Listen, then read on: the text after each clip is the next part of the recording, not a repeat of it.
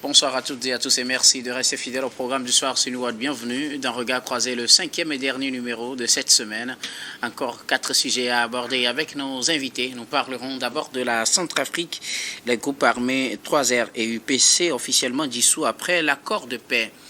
Notre deuxième sujet concerne la République démocratique du Congo. L'archevêque de Kinshasa fustige l'accord de paix de Washington.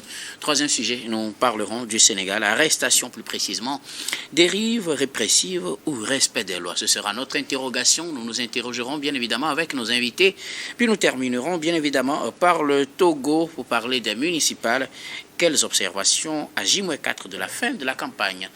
Et pour en parler ce soir, deux invités sur ce plateau avec moi.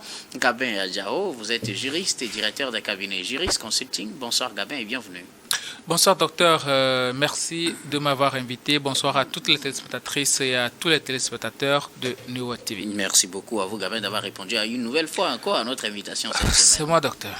Merci beaucoup. Notre deuxième invité ce soir, Eric Johnson. Vous êtes journaliste, directeur de publication du journal L'Union. Bonsoir Eric et bienvenue. Bonsoir docteur, bonsoir chers amis téléspectatrices et téléspectateurs de Nouad TV. Bonsoir Gabin. Merci Bonsoir, beaucoup. Grand frère. C'est moi qui vous remercie pour l'invitation. Merci beaucoup. À vous toujours de nous honorer de votre présence sur ce plateau. Avec vous, nous allons aborder notre premier sujet. Nous prenons la direction de la République centrafricaine. Les groupes armés 3R et UPC officiellement dissous après l'accord de paix.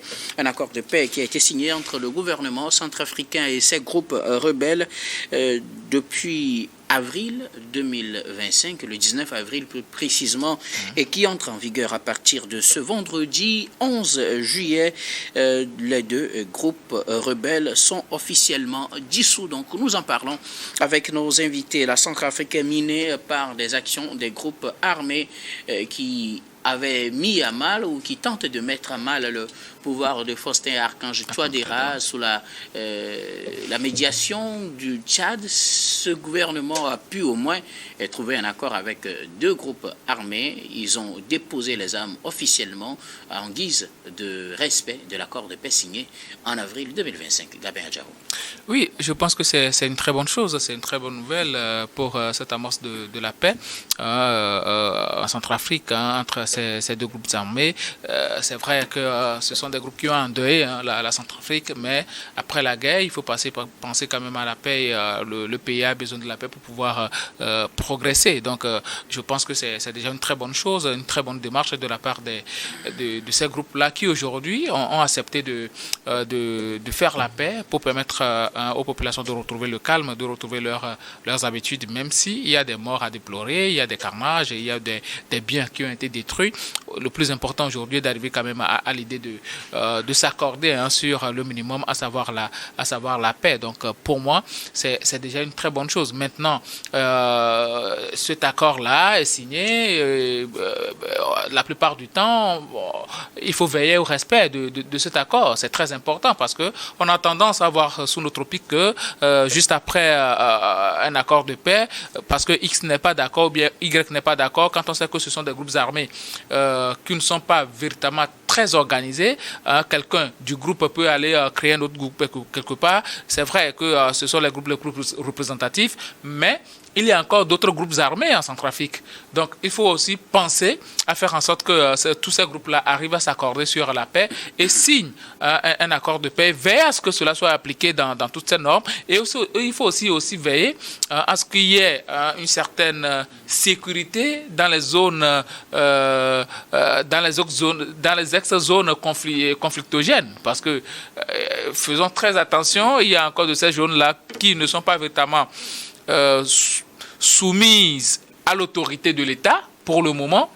Donc, ça peut toujours prêter des flancs à de conflits, à de potentiels conflits. Donc, il faut faire très attention pour que cet accord-là soit très bien respecté et aussi faire en sorte que les autres groupes armés qui sont encore sur le territoire puissent aussi être désintégrés, démobilisés et puis après réintégrer pour faire en sorte que il y ait plus encore de ces poches de conflit là ou bien de soupçons de groupes rebelles qui pourront quand même déstabiliser l'État parce que au-delà du pouvoir, il faut penser à la viabilité de la population. Pour moi, c'est ce qui compte. Et aujourd'hui, je suis heureux qu'ils aient accepté quand même de dissoudre leur groupe et de s'accorder sur la paix. Donc, c'est à féliciter. En attendant, l'effectivité et la durabilité de cet accord de paix. Merci beaucoup à vous, Gabin Adjao. Eric Johnson, l'Union pour la paix en Centrafrique et retour, réclamation et réhabilitation. Ces deux groupes rebelles ont déposé officiellement les armes à la suite de l'accord de paix signé en avril dernier. Cet accord entre en vigueur à partir de ce vendredi 11 juillet. Hier, jeudi 10 juillet, une cérémonie a été organisée, cérémonie au cours de laquelle les armes ont été officiellement déposées. Alors, je voudrais dire tout simplement que tout est parti de l'accord de 2019 sous l'égide de l'Union africaine et avec l'appui de l'ONU et surtout grâce à la médiation du Soudan, que l'accord de Bangui de 2019 a été signé entre 14 groupes rebelles et le gouvernement centrafricain. À partir de ce moment, il y a déjà eu deux vagues. Une première vague de 5 groupes armés qui ont officiellement déposé les armes. C'était en décembre 2022. Ensuite, il y a eu une seconde vague en mai 2023, où 5 groupes rebelles également ont déposé les armes. Là, je pense que l'accord trouvé entre le gouvernement centrafricain et les deux groupes-là rentre également dans le cadre de cet accord de paix signé entre les 14 groupes armés et le gouvernement centrafricain. Alors, ce qu'il faut dire, c'est que, évidemment, comme l'a dit Gabin, il reste encore d'autres groupes armés qui ne sont pas rentrés dans cette logique de démobilisation de leurs troupes. Ceci étant, c'est que la véritable paix que nous tous nous souhaitions pour ce pays-là n'est pas encore effective. Et il faudrait que les négociations continuent pour que véritablement ce pays-là retrouve la paix. Vous savez, le vrai souci, comme l'a dit un prélat, dans cette région, c'est la richesse du sous-sol. Tous ces groupes armés ont été créés justement autour des sous-sols là, c'est-à-dire des gisements de minerais pour pouvoir les contrôler et pouvoir en faire une richesse. Donc, c'est dire que ces pays qui sont dans la région souffrent énormément de leur richesse. Comment ça peut être compris si vous voulez réellement le développement de votre pays? Comment ne pourrez-vous pas plutôt travailler main dans la main pour développer ces gisements-là et que cela profite à vos peuples? Imaginez que dans ces régions, plus de 40% des populations sont sous le seuil de la pauvreté. C'est ahurissant. On ne peut pas comprendre aujourd'hui pourquoi les gens prennent les armes parce qu'ils veulent défendre un gisement. Et là, je dis, enfin, c'est toujours mes propos, en Afrique, on ne fabrique pas d'armes, mais on en utilise comme pas possible. Et donc, ceux qui nous vendent les armes, en réalité, c'est eux qui profitent de ce qui se passe sur le continent. N'est-ce pas ceux qui achètent aussi par des voies détournées? Parce qu'il faut quand même des armes pour assurer la sécurité des pays. On ne peut pas interdire à ceux qui en fabriquent d'en fabriquer et d'en vendre aux pays africains. Oui, et je dis, en Afrique, nous ne fabriquons pas d'armes, oui, mais nous en utilisons plus que ceux qui en fabriquent. Pourquoi ceux qui en fabriquent eux-mêmes, est-ce qu'ils n'ont pas de gisement chez eux? Est-ce qu'ils n'ont pas de problème d'insécurité chez eux? Mais c'est par des négociations, c'est par des dialogues que ces peuples-là se forment et les gens arrivent à se développer. Mais chez nous, pourquoi on doit prendre les armes pour régler des problèmes qu'on peut facilement régler par le dialogue? Et ce pays-là a souffert pendant des dizaines d'années de ces conflits-là, des conflits armés qui, d'ailleurs, ne permettent pas d'avoir la paix. Quand il n'y a pas la paix, vous ne pouvez rien développer. Qu'est-ce que vous pourrez faire sans la paix? Et je crois qu'il va falloir que l'élite africaine commence par réfléchir véritablement à cela. Parce que, en réalité, quand vous les prenez, c'est eux qui sont les porte-parole de ces groupes armés, c'est eux qui vont négocier parce que les chefs de guerre même sont derrière, craignant qu'on les attrape et qu'on les envoie au Nouf. Ils envoient les intellectuels qui disent « nous, on n'est pas armés », mais c'est eux plutôt qui viennent négocier des choses. Et c'est eux qui font la propension de ces conflits-là sur le continent. Je crois que ce qui se passe aujourd'hui en Centrafrique, c'est quelque chose qu'on doit aussi regarder au niveau des autres pays de la région, comme la RDC, où il y a... Justement, le cas de la RDC, on en parlera tout à l'heure. D'accord.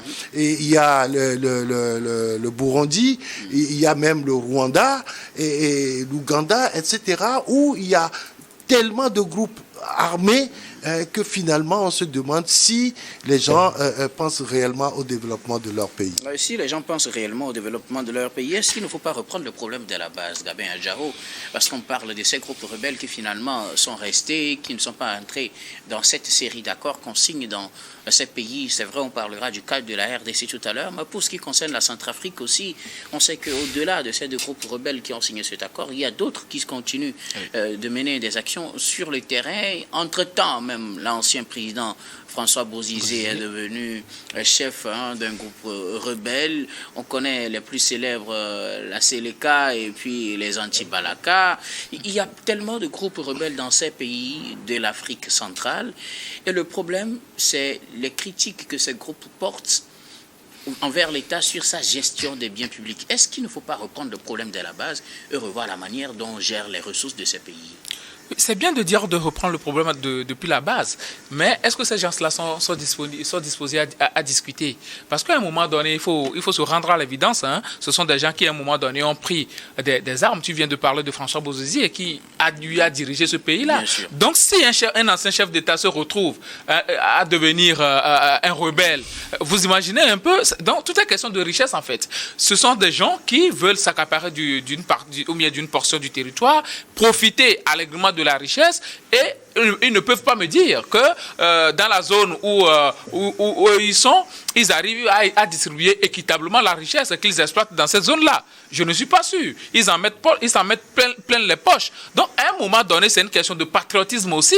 On n'est pas véritablement patriote en Afrique, ce qui fait que bon, tout le monde pense à sa poche, tout le monde pense beaucoup plus à sa panse, si je peux me répéter, c'est je veux manger moi seul. Donc c'est ça le problème, c'est le problème du patriotisme. Si réellement on porte des revendications, je ne suis pas sûr qu'on va porter des armes sur les pauvres populations qui subissent beaucoup plus les affres de la souffrance plus que vous. Donc la meilleure des choses à faire, c'est de discuter avec le pouvoir d'État. Encore que ce n'est pas celui-là seul qui a eu la gestion du pays pendant très longtemps.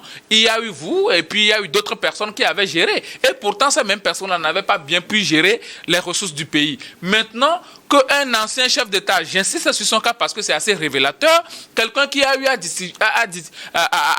diriger le pays, est-ce que lui-même en son temps, il a eu à bien distribuer les biens du pays? Il n'a pas eu à le faire. Donc, il n'est pas la meilleure personne aujourd'hui à parler de redistribution ou bien de distribution équitable des biens de l'État. Le problème qui se pose aujourd'hui en Centrafrique, c'est un problème de patriotisme, c'est un problème de bon sens et c'est un problème aussi d'indisponibilité à discuter, à aller à la table de discussion avec les dirigeants en place. Ils veulent revenir au niveau du sommet de l'État pour pouvoir accaparer beaucoup plus les biens de l'État. Sinon, ces gens-là ne sont pas des porteurs de solutions. Un porteur de solutions ne va pas s'acharner à tuer sa population, à à faire en sorte que ces populations n'aient pas d'eau, n'aient pas accès à la santé et tout. Ce sont des gens qui déstabilisent beaucoup plus le pays pour leur propre bien que pour le bien des populations. Donc, c'est assez... ça fait mal, mais c'est la réalité. Ce genre de personnes, moi, je ne les vois plus comme des gens normaux, hein, mais ils sont devenus des démons capables de tuer juste pour des biens. Merci beaucoup. Eric, quelque chose à ajouter? Si oui, Non, rapidement. non, ce que je veux dire, c'est que aujourd'hui, il faut reconnaître qu'il y a quelque chose qui est en train de bouger dans ce pays.